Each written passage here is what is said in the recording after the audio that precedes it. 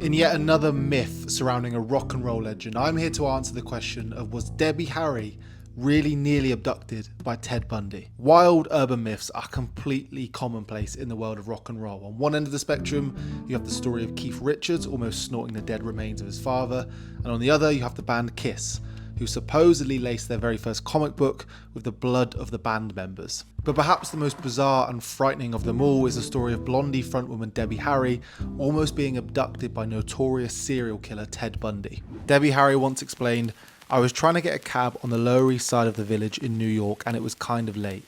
This was back in the early 1970s, I wasn't even in a band then. I was trying to get across town after an hour's club. A little white car pulls up and this guy offers me a ride. So I just continued on trying to flag a cab down. But he was very persistent and he asked where I was going. It was only a couple of blocks away and he said, 'Well, I'll give you a ride.' She added, 'I got in the car and it was summertime and the windows were all rolled up except about an inch at the half at the top.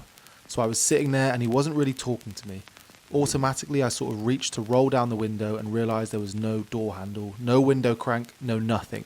The inside of the car was totally stripped out.' At this point, Debbie Harry hadn't twigged that it might have been Ted Bundy, but regardless of that, it's still a frightening situation for a young woman in the very fraught 1970s New York to find herself in. And as she reflected on the story later on, Debbie Harry was adamant that the man in the front seat was Ted Bundy. She continued, "I got very nervous. I reached my arm out through the little crack and stretched down and opened the car from the outside.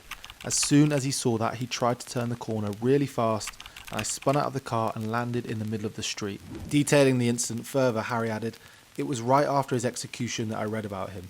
I hadn't thought about that incident in years. The whole description of how he operated and what he looked like and the kind of car he drove and the time frame he was in that area of the country fit exactly. I said, my God, it was him." However, since that claim, many people have said that Debbie Harry was incorrect, and the records of where Ted Bundy was in the early 1970s doesn't match up with her story. Also, the fact that Harry said she wasn't yet in the band means this couldn't have happened any later than 1973, at which point she joined the band The Stilettos. It's also reported that Bundy was never known to have driven a stripped out vehicle without window levers and door handles. In fact, during his killing spree in Seattle and Salt Lake City, he was known to have driven a very normal Volkswagen Beetle. It's also said that he was never really in New York in the early 1970s, and the first official report of Bundy abducting a woman came in 1974. But on those last 2 points, it is crucial to know that that is just reported, and it doesn't mean what Harry says is not true. He could have likely been in New York, and he could have likely started abducting women long before the first official report. Because while there are a ton of internet sleuths doing homemade true crime investigation, it's important to remember that the first-hand accounts of women in the face of abuse should never be undermined. Because despite claims that what Harry says is untrue, she is still very adamant that the man in the front of the taxi that night in New York was Ted Bundy. She said, "I've been debunked actually by those people that debunk you or whatever.